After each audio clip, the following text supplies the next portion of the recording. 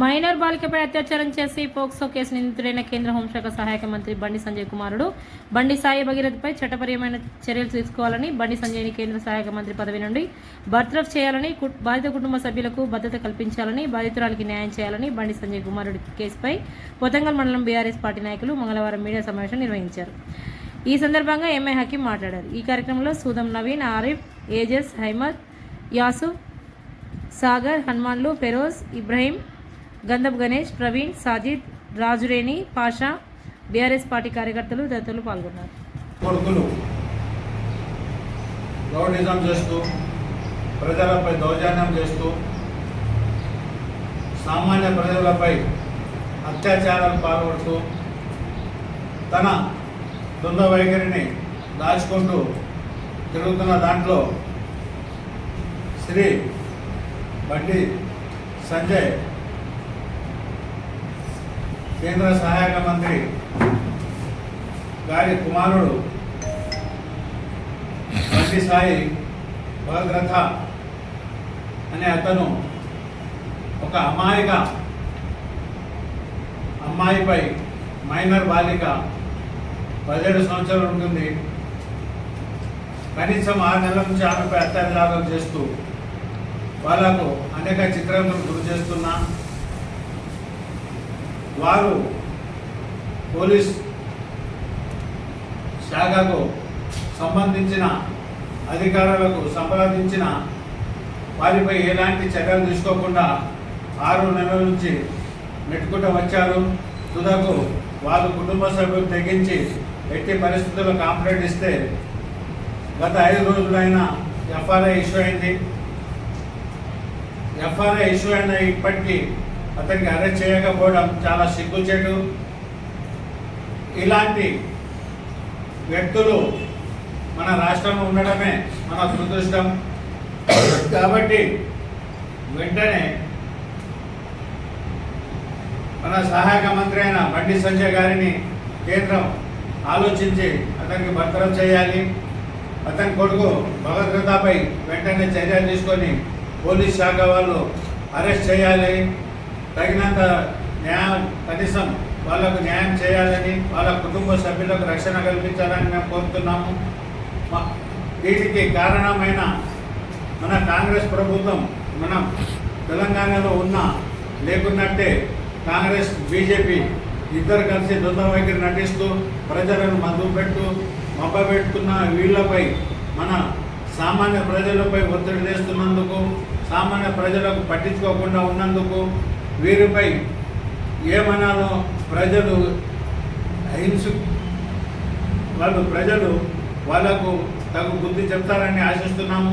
ఎందుకంటే సామాన్యమైన మైనర్ బాలికపై అత్యాచారం జరిగి అతను రౌడిజం చేస్తూ నడుస్తున్న అతని వెనక వేసుకుంటున్న మన రాష్ట్ర ప్రభుత్వం తగిన బుద్ధి త్వరలోనే అవుతుంది. ఇంతకుముందు కూడా మన రాజశేఖర పరిపాలన కానీ మా బీఆర్ఎస్ పరిపాలన కానీ అత్యాచారాలు చేస్తున్న వాళ్ళకి వెంటనే అప్పటి ముఖ్యమంత్రి మన కేసీఆర్ గారు వాళ్ళకు ఎన్కౌంటర్ చేసినప్పుడు మరి అప్పుడు వాళ్ళకి ఏం చెప్పలే. వాళ్ళు సామాన్య స్త్రీలు ఉండే, సామాన్య ప్రజలే ఉండే. కనీసం వాళ్ళకు ఎన్కౌంటర్ చేశారు. సామాన్య ప్రజలకు ఎప్పుడు ఎన్కౌంటర్ చేశారు. ఇప్పుడు మంత్రి కొడుకున్నారు వెనక వేసుకుంటూ కనీసం కేసు కూడా బుక్ చేయకుండా, అరెస్ట్ చేయకుండా చేస్తున్నందుకు చాలా సిగ్గుగా భావిస్తున్నాము. ఒకవేళ అతనికి అరెస్ట్ చేయకుండా అట్లనే ఉంటే మేము రాష్ట్రమంతా బీఆర్ఎస్ పార్టీ వైపు నుంచి ధర్నాలు చేస్తాం, రాస్తారోకో చేస్తాం. లాస్ట్కి అవసరమైతే పోలీస్ శాఖ మరియు మరి ముఖ్యమంత్రి కూడా ముట్టడించడానికి వెనకాడం. కాబట్టి మేము మీకు అందరికీ కోరేది ఏంటంటే వెంటనే బండి సంజయ్ భగీరథపై కేసు చట్టరీత్యా తీసుకొని కోరుకుంటున్నాం. జై తెలంగాణ, జై కేసీఆర్. బీఆర్ఎస్ పార్టీ తరఫు నుండి ఈరోజు మేము ప్రెస్ మీట్ పెట్టడం జరిగింది. ముఖ్యంగా మా ప్రెస్ మీట్ సోదరులకు నమస్కారం.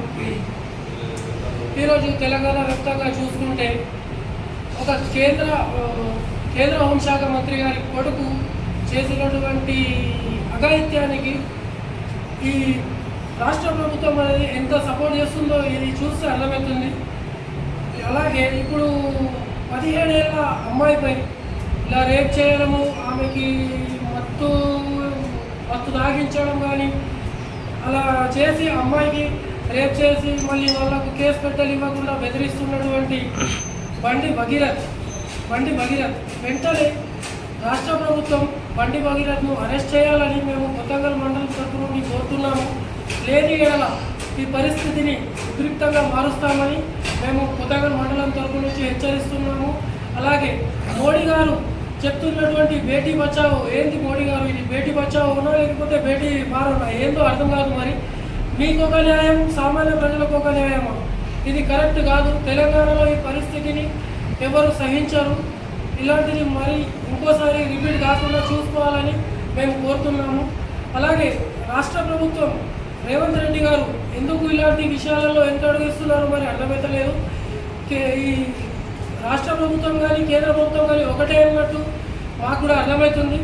సరే, ఇలాంటిది ఇంకో మరి ముందు రిపీట్ కావద్దని మేము కోరుకుంటున్నాము. అలాగే బండి భగీరథ్ను వెంటనే అరెస్ట్ చేయాలని మేము కోరుకుంటున్నాము. జై తెలంగాణ.